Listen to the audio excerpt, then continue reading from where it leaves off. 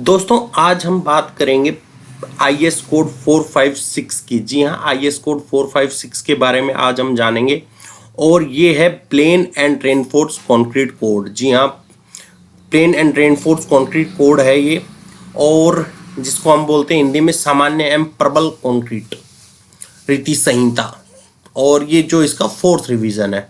तो चलिए दोस्तों शुरू करते हैं अपनी वीडियो और जानते हैं 456 जो आईएस कोड है उसके बारे में कि वो क्या क्या है। दोस्तों जैसे ही आप आईएस कोड खोलेंगे तो सबसे पहले आपको कंटेंट्स का पेज नज़र आएगा, जिसके अंदर जो आईएस 456 के अंदर जो भी है उसका इंडेक्स है। पहले सेक्शन में जर्नल नोट्स हैं और दूसरे सेक्शन में है मटेरियल, वर्कमैनशिप, इंस्पेक्शन और टेस्टिंग के बारे में।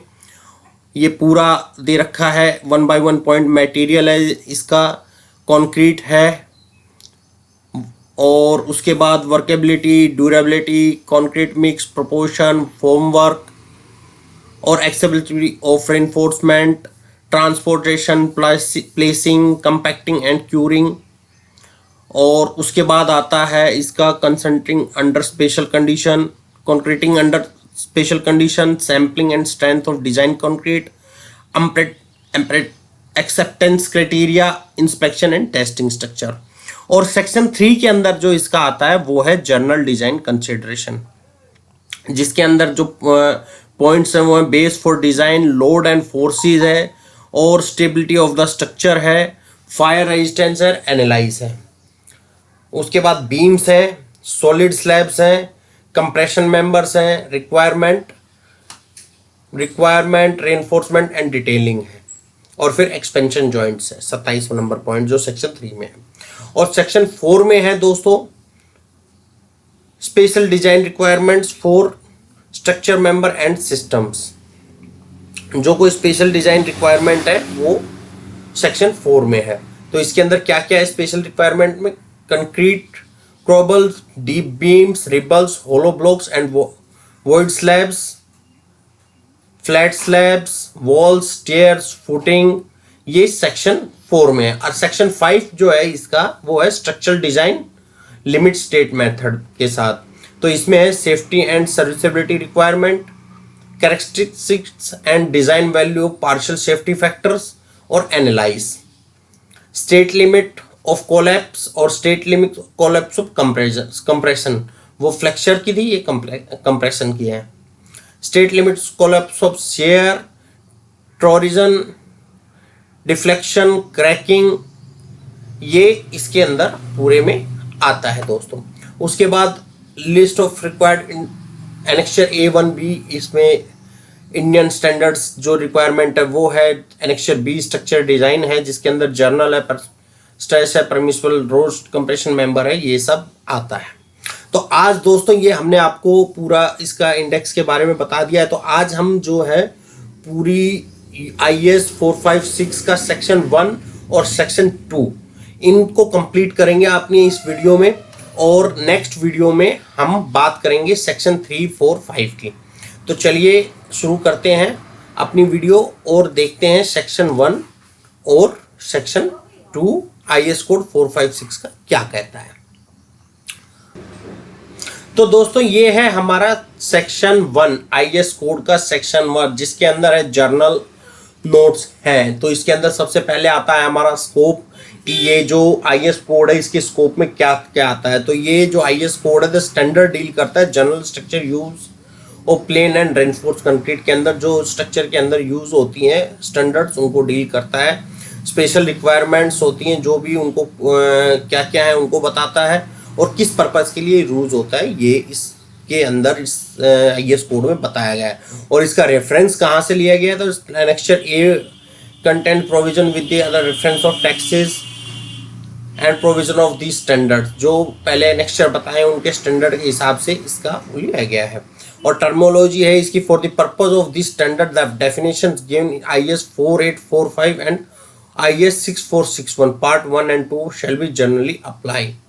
और ये इसमें चौथे नंबर पे हैं सिंबल्स, जो इसके अंदर हम सिंबल्स पढ़ेंगे। इसके अंदर वो कौन कौन से सिंबल हैं वो इसके ऊपर बताए हुए हैं इस जो सिंबल्स वाला पार्ट है सेक्शन 1 के अंदर, 4th पार्ट के अंदर सारे सिंबल्स बताए हैं कि कौन कौन सा सिंबल किस चीज के लिए यूज किया गया है। ये देखिए सारे सिंबल्स बताए हुए हैं आपको कि कौन कौन सा सिंबल किस किस चीज के लिए यूज किया हुआ है, ये 4th नंबर पार्ट में है। अब आते हैं दोस्तों सेक्शन 2 के ऊपर, जो है material workmanship inspection and testing. तो सबसे पहले हम बात करते हैं मटेरियल की। जी हाँ, मटेरियल क्या क्या है, कैसे कैसे है और क्या क्या उसका यूज है, वो इस सेक्शन में हम लोग जानेंगे। वर्कमैनशिप काम कैसे होता है, क्या होता है, वो जानेंगे।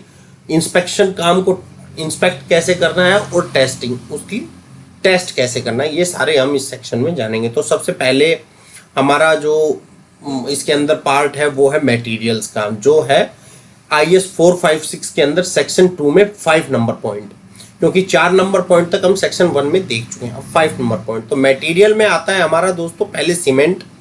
The cement used shall be any of the following and the type selected should be appropriate for the intended used।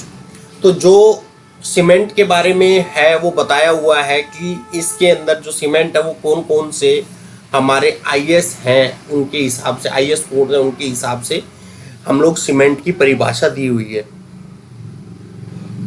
तो 33 grade cement, 33 grade ordinary Portland cement conforming to IS 269, यानी 33 ग्रेड की जो सीमेंट है वो 269 से confirm की गई है। 43 ग्रेड की सीमेंट 18112 से की गई है। 53 ग्रेड की सीमेंट 12269 से कन्फर्म की। रैपिड हार्डनेड पोर्टलैंड सीमेंट कन्फर्म की गई है IS 804 से, और पोर्टलैंड स्लैग सीमेंट कन्फर्म की गई है IS 455 से। पोर्टलैंड पोजोलाना सीमेंट जो है वो फ्लाई ऐश बेस्ड होती है और वो कंफर्म की जाती है IS 1489 पार्ट 1 से। Pozzolana based cement calcium clay based जो होती है वो IS 1489 के हिसाब से, और हाइड्रोफोबिक सीमेंट कंफर्मिंग की जाती है 8043 के हिसाब से। लो हीट पोर्टलैंड सीमेंट जो है वो कंफर्म की गई है 12600 के हिसाब से, और sulphate resistant Portland cement confirm की गई है IS 12330 के हिसाब से। तो दोस्तों ये जो IS कोड इसमें बताए हुए A से लेकर K तक, ये सीमेंट के IS कोड हैं सारे, और ये किन किन से कोड से कंफर्म की गई है, कौन कौन सी सीमेंट, वो इसमें बताया हुआ है।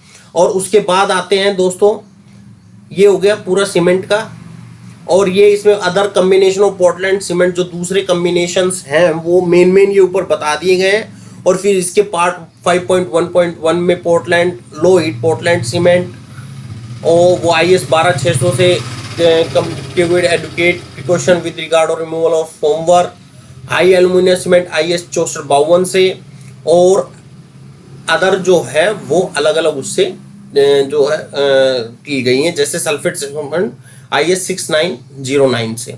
अब आते हैं दोस्तों दूसरे नंबर पे, 5.2 है वो है मिनरल एडमिक्सचर्स। तो वो कौन कौन से, पोजोलाना, फ्लाई ऐश, सिलिका फूमे, और राइस मस्क ऐश, और मेटाकोलाइन, ग्रैनुलेटेड ब्लास्ट फर्नेस स्लैग। तो ये हैं कुछ हमारे मिनरल एडमिक्सचर्स। अब आते हैं दोस्तों एग्रीगेट के ऊपर। 5.3 जो है वो है हमारा एग्रीगेट। एग्रीगेट कितने प्रकार के होते हैं, क्या क्या होते हैं, वो इस कोड के अंदर बताया गया है। तो aggregate shall be confined with the requirement of IS 383, जो IS 383 है उसके हिसाब से एग्रीगेट कन्फर्म किए गए हैं। Other type of aggregate such as slag and crushed overburnt brick or tile which may be found suitable with regard strength, durability and concrete and freedom with harmful effect may be used for plain concrete member. Such aggregate should not be contain more than 0.5% of sulfate and SO23 and should not be absorb more than 10% of their own mass of water. तो ये दोस्तों इस 5.3 जो aggregate का part है इसके अंदर पूरा एग्रीगेट के बारे में बताया हुआ है, और ये लिया गया IS 383 से, जो 456 के अंदर यूज किया गया। हैवी वेट एग्रीगेट होते हैं, लाइट वेट एग्रीगेट होते हैं, साइज ऑफ एग्रीगेट है इसके अंदर आपका पूरा क्या क्या साइज का एग्रीगेट हमारा होना चाहिए। Coarse aggregate and fine aggregate के बारे में है। शेल बी बेस्ट सेपरेटली, अलग अलग वो होना चाहिए, इकट्ठा होना चाहिए, बेस्ट अलग अलग करना चाहिए। ऑल एग्रीगेट में be use only where specified permitted by engineering in charge, यानी इसके बाद भी जो एग्रीगेट है वो इंजीनियर इंचार्ज की परमिशन के बगैर परमिशन से यूज करने चाहिए।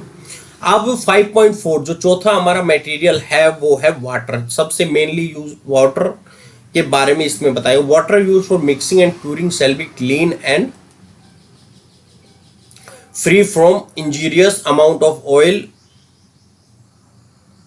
acid, alkalis, salt, sugar, organic material and other substance such may be deuterized to concrete of steel, concrete और स्टील। जो पानी है दोस्तों वो साफ सुथरा होना चाहिए, और पानी जो इस्तेमाल होता है हमारा मिक्सिंग के लिए और क्यूरिंग के लिए होता है। अगर ये साफ सुथरा नहीं होगा तो ये हमारे कंक्रीट और स्टील की जो स्ट्रेंथ है उसके ऊपर फर्क डालेगा। Portable water is generally considered satisfactory for mixing concrete एक as a guideline following construction represent the maximum permissible values। तो ये दोस्तों इसके अंदर बताया हुआ IS 3025 पार्ट 22 के अंदर पानी की कितनी न्यूट्रलाइजेशन होनी चाहिए पर 100 ml वो बताई हुई है। IS 3025 पार्ट नंबर 23 में neutralisation 100 sample required more than 25 H2SO4 क्या होना चाहिए वो बताया। Permissible limit for solid than given in table 1। तो ये दोस्तों पूरा जो 5.4 है IS 456 का सेक्शन 2 का 5.4 जो पार्ट है उसके अंदर पूरा पानी के बारे में ये सब बताया हुआ है, क्लियर किया हुआ है कि पानी की pH वैल्यू कितनी होनी चाहिए, क्या होना चाहिए, कितना साफ सुथरा पानी हमें इस्तेमाल करना चाहिए। सी वाटर को हम क्यूरिंग के लिए इस्तेमाल कर सकते हैं या नहीं कर सकते, मिक्सिंग के लिए कर सकते हैं या नहीं कर सकते, वो भी इस IS में बताया हुआ है। अब आते हैं दोस्तों परमिसिबल लिमिट्स ऑफ सॉलिड। ये एक टेबल बनाई हुई है कि परमिसिबल लिमिट ऑफ सॉलिड कितनी होनी चाहिए पानी के अंदर। तो जो test is as per IS 3025, IS 3 part 18 और IS 3025 पार्ट 24, IS 20 पार्ट 32 इनके हिसाब से ऑर्गेनिक जो है वो 200 mg पर लीटर, मिलीग्राम पर लीटर होना चाहिए। इनऑर्गेनिक जो है वो 3000 मिलीग्राम पर लीटर होना चाहिए। सल्फेट H2SO4 जो है 400 मिलीग्राम पर लीटर होना चाहिए, और क्लोरीन जो होती है वो 2000 मिलीग्राम पर लीटर होना चाहिए। For concrete not containing embedded steel and 500 milligram per litre for reinforce concrete with 2000 और कंक्रीट वर्क। और सस्पेंडेड मैटर्स जो होते हैं वो IS 3025 पार्ट 17 के हिसाब से 2000 मिलीग्राम पर लीटर होना चाहिए। तो ये थी दोस्तों हमारी परमिसिबल लिमिट सॉलिड्स की। जो सॉलिड्स की परमिसिबल लिमिट है वो ये बताई हुई है पूरी, जो पानी के अंदर हम लोग यूज करते हैं। तो ये पूरा पानी के बारे में था। अब जो 5.5 है वो हमारा है एडमिक्सचर के बारे में। तो एडमिक्सचर जो हम यूज करते हैं वो IS 9103 उसके हिसाब से एडमिक्सचर्स हम लोग यूज करते हैं कि इसमें क्या क्या कैसे कैसे यूज करना चाहिए। तो आप इसके ये सारे पॉइंट जो है 5.5 के 1 2 3 4 5 6 ये मतलब यहाँ पे आपका जो है 5.5 के 6 तक जो है आपका पूरा एडमिक्स के बारे में बताया हुआ है कि कौन कौन सा एडमिक्स कितने किस किस रूप में आता है, क्या क्या यूज किया जाता है, ये पूरा सारा बताया हुआ है। अब जो 5.6 है वो है अपना रेनफोर्समेंट के बारे में। 5.5 था हमारा एडमिक्स के बारे में, 5.6 है वो हमारा रेनफोर्समेंट के बारे में।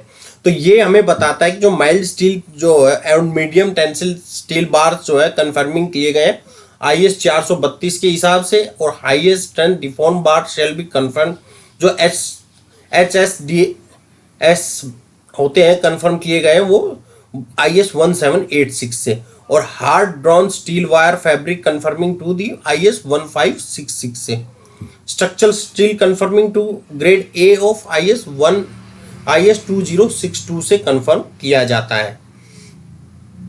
और ये जो 5.61 ये जो स्टील की सारी प्रॉपर्टी वगैरह हैं ये बताई हुई है। और आपको ज़्यादा जैसे स्टील के बारे में जानना है तो हमने आपको बता दिया है कि कौन कौन से आईएस से ये कंफर्म किए जाते हैं। जैसे ये 432 से, ये 1760 से हाई स्टील वो, और ये 1566 से hard drawn steel wire fabric जो है, और ये आईएस 2062 से स्ट्रक्चरल स्टील जो है। तो ये उससे किया जाता है। अब हमारा नेक्स्ट पार्ट जो है 5.7 5.6 हो गया था हमारा स्टील। अब 5.7 जो है वो है हमारा स्टोरेज ऑफ मटेरियल।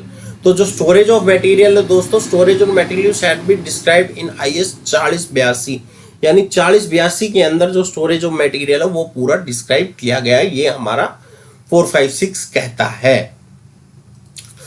अब आते हैं कंक्रीट के ऊपर। 6 पार्ट जो है हमारा वो है कंक्रीट। इसके अंदर आता है हमारा कंक्रीट के 6.1 जो है पहला ही पार्ट है हमारा ग्रेड। तो ग्रेड हमारे कौन कौन से होते हैं और क्या क्या उनकी कैरेक्टरिस्टिक्स होती हैं, क्या क्या उसके अंदर मिक्स होता है, वो हमारा इस पार्ट के अंदर 6.6 नंबर पार्ट के अंदर बताया हुआ है कि सेक्शन 2 के 6 नंबर पार्ट के अंदर। 6.2 के अंदर जो है वो प्रॉपर्टीज ऑफ कंक्रीट है। ये पूरा इसके अंदर इसकी स्ट्रेंथ कैसे इंक्रीज की जाएगी, कैसे इसकी एज होगी, वो 6.2 के अंदर इसमें कंफर्म किया हुआ है। अब ये नीचे एक टेबल आ जाती है, table number 2 grade of concrete के बारे में सारी टेबल आई हुई है कि इसके अंदर कैसे कैसे क्या क्या और उसकी मिक्स है, मिक्स का नाम, और ये इसकी स्ट्रेंथ है न्यूटन पर एमएम स्क्वायर इन 28 डेज। 28 डेज में न्यूटन पर एमएम स्क्वायर में जो स्ट्रेंथ आएगी वो इसमें टेबल में आपको दिखाई हुई है कि 150 mm 150 बाई 150 के जो हम क्यूब लेंगे तो उसमें क्या स्ट्रेंथ इसकी आएगी। तो ये पूरा इस टेबल के अंदर बताया हुआ है। और फिर इसमें बताई हुई है श्रिंकेज और क्रीप ऑफ कंक्रीट, ये भी इसी में बताई हुई है दोस्तों। अब ये क्रीप जो है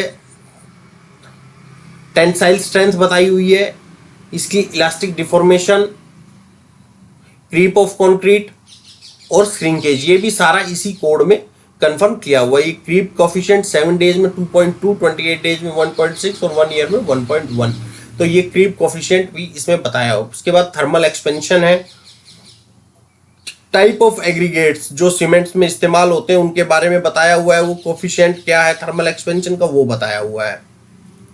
वर्केबिलिटी ऑफ कंक्रीट, वर्केबिलिटी ये जो 7 नंबर पार्ट है वो है वर्केबिलिटी ऑफ कंक्रीट। इसमें पूरे में कंक्रीट की वर्केबिलिटी को डिसाइड किया हुआ है, बताया हुआ है कि कैसे कैसे कौन कौन सी कंक्रीट जो है कितनी कितनी केस में क्या कितना स्लम्प क्या रखना है, कैसे रखना है, कितना उसमें मेंटेन करना है, वो सारा बताया हुआ है। और इस टेबल के अंदर पूरा कंफर्म किया गया है। जैसे प्लेसिंग बताई हुई है, कंडीशंस बताई हैं, डिग्री ऑफ वर्केबिलिटी बताई हुई है और स्लम्प बताया हुआ है कि स्लम्प कितना रहेगा उसके अंदर। अब ये बताया ड्यूरेबिलिटी ऑफ कंक्रीट है, 8 नंबर वाला पार्ट है हमारा ड्यूरेबिलिटी ऑफ कंक्रीट की। कंक्रीट की ड्यूरेबिलिटी हम लोग कैसे टेस्ट करेंगे, कैसे उसको कंफर्म करेंगे, क्या क्या जो फैक्टर है वो उसके ऊपर डिपेंड करते हैं। अब जो 8.2 है वो है रिक्वायरमेंट ऑफ ड्यूरेबिलिटी। ड्यूरेबिलिटी की रिक्वायरमेंट क्या है होती है, ड्यूरेबिलिटी लाने के लिए क्या क्या जरूरी है, तो shape and size of members है, exposure condition, general environment condition क्या क्या है वो टेबल नंबर 3 के अंदर पूरी कंफर्म की हुई है। ये देखिए पूरा टेबल नंबर 3 के अंदर कंफर्म किया हुआ है एनवायरमेंट। और exposure of sulphate cracks, freezing and holing और एब्रेसिव, ये सारी चीजें जो हैं ये आपकी डिपेंड करती है ड्यूरेबिलिटी की रिक्वायरमेंट को पूरा करने के लिए। रिक्वायरमेंट ऑफ कंक्रीट कवर, ये भी एक ड्यूरेबिलिटी का पार्ट है। कंक्रीट कवर मिक्स प्रोपोर्शन और जर्नल, ये सारी चीजें जो हैं ये ड्यूरेबिलिटी का पार्ट हैं। अब ये जैसे requirement of concrete expose to the sulphate attack, ये टेबल नंबर 4 के अंदर ये सारा सल्फेट अटैक के जो एक्सपोज कंक्रीट है उसको क्या रिक्वायरमेंट होती है वो सारा इसके अंदर बताया हुआ है। आप टेबल नंबर 4 को पढ़ेंगे तो आपको समझ में आ जाएगा। अब आता है हमारा जो दोस्तों आगे अपना पार्ट है वो है मिक्स कॉन्स्टिट्यूंट्स, मिक्स क्या क्या होता है कंक्रीट के अंदर। General concrete to be durable careful section to the mix of material necessary, material को मिक्स करने पे वो जो कंक्रीट है वो उसका जो लिमिट्स है वो एक्सीड हो जाती है। क्लोराइड इन कंक्रीट है, सल्फेट इन कंक्रीट है, और उसके बाद एल्कली एग्रीगेट रिएक्शन, ये सारी चीजें जो हैं कंक्रीट की ड्यूरेबिलिटी को इफेक्ट करती हैं। अब ये minimum cement content, maximum water cement ratio, minimum grade of concrete, ये टेबल नंबर 5 के अंदर ये सारा चीज बताया गया है। आप टेबल नंबर 5 पढ़ेंगे तो ये प्लेन कंक्रीट का है और ये आरसीसी का। मिनिमम सीमेंट कंटेंट क्या होना चाहिए, मैक्सिमम वाटर सीमेंट रेशियो और मिनिमम ग्रेड ऑफ कंक्रीट, कि उससे मिनिमम ग्रेड ऑफ कंक्रीट क्या बनेगी, ये सारी चीजें इसके अंदर बताई हुई है इस टेबल नंबर 5 के अंदर। इसको आप देखेंगे तो आपको समझ में आ जाएगा। फिर ये adjustment of minimum cement content for aggregate more than 20 mm nominal size. अगर 20 mm नॉमिनल साइज से तो सीमेंट को कंक्रीट को कैसे एडजस्ट करेंगे वो इसके अंदर पूरे के अंदर डिफाइन किया हुआ है। नॉमिनल, मैक्सिमम, एग्रीगेट, एडजस्टमेंट, सारी चीजें इसके अंदर बताई गई हैं। तो यही दोस्तों पूरा जो है IS कोड 456 के सेक्शन 2 में ये सारी चीजें कंक्रीट के बारे में बताई हुई हैं। कंक्रीट इन सी वाटर में कंक्रीट कैसे करेंगे ये भी इसके अंदर ही मिलेगा आपको। Concrete aggressive solid soils and water में कैसे करेंगे वो भी आपको इसमें मिलेगा IS 456 में। अब जो 9 पार्ट है वो है कंक्रीट मिक्स प्रोपोर्शन। तो दोस्तों इसको हम करेंगे नेक्स्ट पार्ट में, क्योंकि मुझे लग रही है कि वीडियो होती जा रही है बहुत बड़ी और आप होते जा रहे हैं बोर। तो नेक्स्ट पार्ट में हम लोग सेक्शन 2 का जो है 9 पार्ट से स्टार्ट करेंगे और सेक्शन 2 को कल हम बिल्कुल खत्म करेंगे। तो मिलेंगे नेक्स्ट वीडियो में दोस्तों, तब तक के लिए अपने होस्ट और दोस्त पवन यादव को इजाजत दीजिए। और हाँ, वीडियो अच्छी लगी हो तो वीडियो को लाइक कीजिएगा और चैनल को सब्सक्राइब जरूर कीजिए। मिलेंगे नेक्स्ट वीडियो में, तब तक के लिए अलविदा।